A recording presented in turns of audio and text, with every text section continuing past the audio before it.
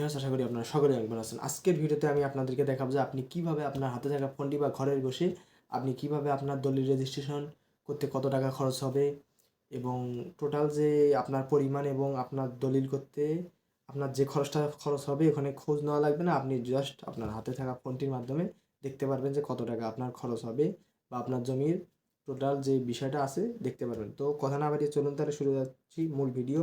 প্রথমেই আমরা মোবাইল স্ক্রিনে চলে আসবো। এখান থেকে আপনি প্লে স্টোরে যাবেন। প্লে স্টোরে যে সার্চ অপশনে গিয়ে দলিল শিবা লিখে সার্চ করবেন।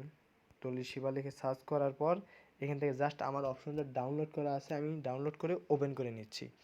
ওপেন করে নেওয়ার পর এখান থেকে একটু লোডিং হতে সময় নেবে। তো এখানে হিউজ পরিমাণে দেখতে পাচ্ছেন হচ্ছে অপশন আছে। আপনারা যারা জমির সমস্যা নিয়ে ভোগেন বা যারা এগুলো জানে তারা আর কি অনেক জানে যে আসলে এগুলো কী বা এগুলোর ব্যবহার বিধি কী।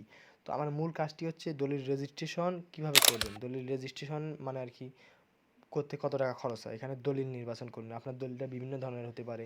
এখানে যেগুলো অপশন সিলেক্ট করা আছে এখান থেকে একটা সিলেক্ট করে নেবেন আপনার যেটা।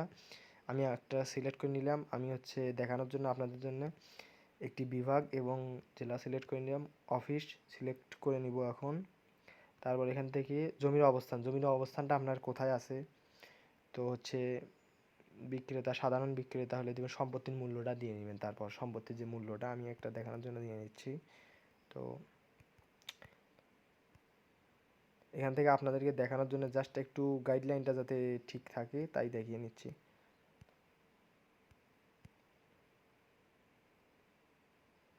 এখান থেকে জাস্ট সাধারণ বিক্রেতা দিয়ে হলে সাধারণ বিক্রেতা দিয়ে দেবেন। দলিলের পৃষ্ঠাটা দিয়ে নেবেন। আমি হচ্ছে 10 পৃষ্ঠার একটি দলিল দিয়ে নিলাম।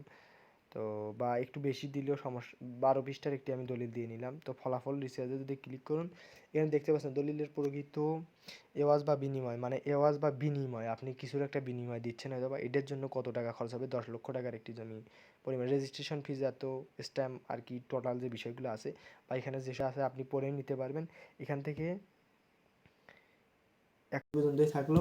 আর পরবর্তী ভিডিও আসা পর্যন্ত সবাই অপেক্ষা করবেন। তো আজকে আমি এখানে বিদায় নিচ্ছি। আসসালামু আলাইকুম।